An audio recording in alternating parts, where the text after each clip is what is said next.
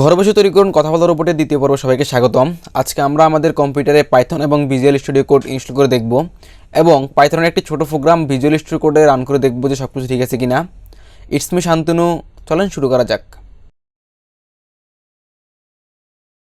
শুরু করার আগে একটা বিষয় জেনে রাখা খুবই গুরুত্বপূর্ণ যে প্রোগ্রামিং রিলেটেড যে কোনো প্রজেক্ট তৈরি করার ক্ষেত্রে ভাষণটা খুবই ইম্পর্ট্যান্ট। অর্থাৎ আমি একটা ভাষণ ইউজ করব, আপনারা অন্য ভাষণ ইউজ করবেন, সেক্ষেত্রে বিভিন্ন ধরনের এরর আসতে পারে। সেক্ষেত্রে ভাষণে যাতে কোনো সমস্যা না হয় সেটার জন্য আমি আমার এই ওয়েবসাইটে আমি যে ভাষণগুলো ইউজ করতেছি, মানে যে সফটওয়্যারটা যে ভাষণ ইউজ করতেছি সেটা লিঙ্ক দিয়ে দিব। যেমন আমি এখানে পাইথনে যে ভাষণ ইউজ করতেছি সেটা লিঙ্ক দিয়ে দিয়েছি এবং ভিএস কোড স্টুডিওর যে ভাষণটা ইউজ করতে সেটা লিঙ্কও দিয়ে দিয়েছি। আপনারা চাইলে কিন্তু এখান থেকে গিয়েও ডাউনলোড করতে পারেন। এই যে পাইথনে ক্লিক করলে কিন্তু এই যে এখানে নিয়ে আসবে, অর্থাৎ এখান থেকে গিয়েও আপনারা ডাউনলোড করতে পারেন, বা ভিজুয়াল কোড স্টুডিও এখানে ক্লিক করলে আপনাদেরকে নিয়ে যাবে, এখান থেকেও ডাউনলোড করতে পারেন।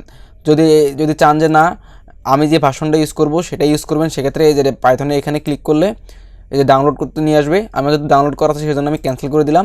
আবার যদি চান যে ভিজুয়াল স্টুডিও কোড ডাউনলোড করবেন, সেক্ষেত্রে এখানে ক্লিক করবেন, আপনারা সরাসরি ডাউনলোড হয়ে যাবে। ডাউনলোড করার পর এখন আমাদের ইনস্টলেশনের পালা। প্রথমেই আমরা পাইথন ইনস্টল করব, সেক্ষেত্রে এখানে ডাবল ক্লিক করব। ডাবল ক্লিক করার পর এই যে add Python exe to path এটাতে ক্লিক চিহ্ন দিয়ে এই যে ইনস্টল নাওতে ক্লিক করব। এরপর স্বাভাবিক সফটওয়্যারের মতো এটা ইনস্টল হওয়া শুরু করবে। এটা অপেক্ষা করব।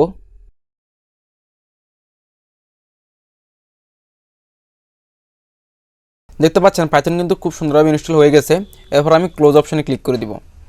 পাইথনটি সুন্দরভাবে ইনস্টল হয়েছে কিনা সেটা চেক করার জন্য আমরা চলে যাব উইন্ডোজ বাটনে। সেখানে গিয়ে দেখতে পাচ্ছি যে এখানে লেখা আছে আইডিয়ালি পাইথন 3.11 অর্থাৎ ইনস্টল হয়েছে। তারপর আমি চেক করার জন্য এখানে লিখব, সার্চ অপশানে গিয়ে লিখব হচ্ছে সিএমডি অর্থাৎ কমন ফরম্যাটে আসার পর এখানে ক্লিক করব এবং এখানে লিখব হচ্ছে, একটু জুম করে নিই, এখানে লিখব হচ্ছে পাইথন PYTHON। পাইথন লেখার পর এন্টার ক্লিক করব।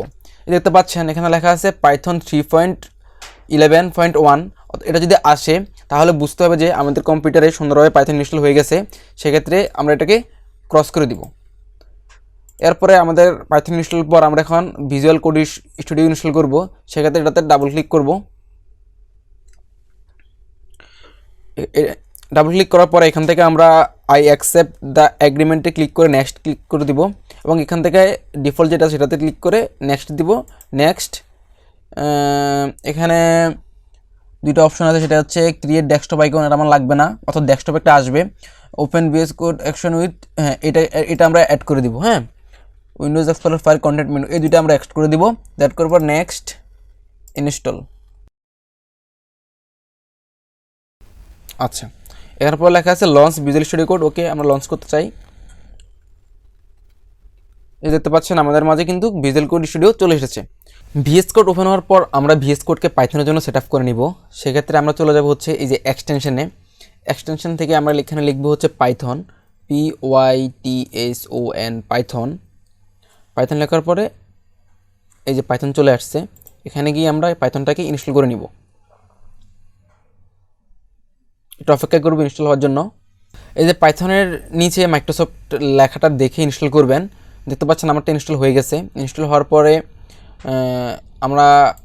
আমরা কি করব, নতুন একটা ফোল্ডার তৈরি করব। এখানে গিয়ে নিউ ফোল্ডার, এখানে দেখলাম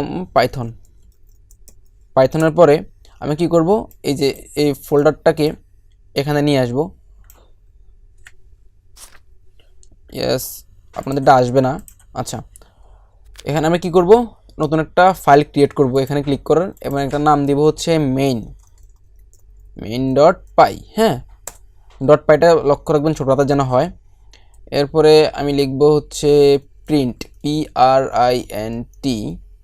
প্রিন্ট, এখানে হচ্ছে আমার নাম দিয়ে দেবো SHANTONU। আমি একটু বড় করে নিচ্ছি আপনাদের দেখানোর সুবিধার জন্য।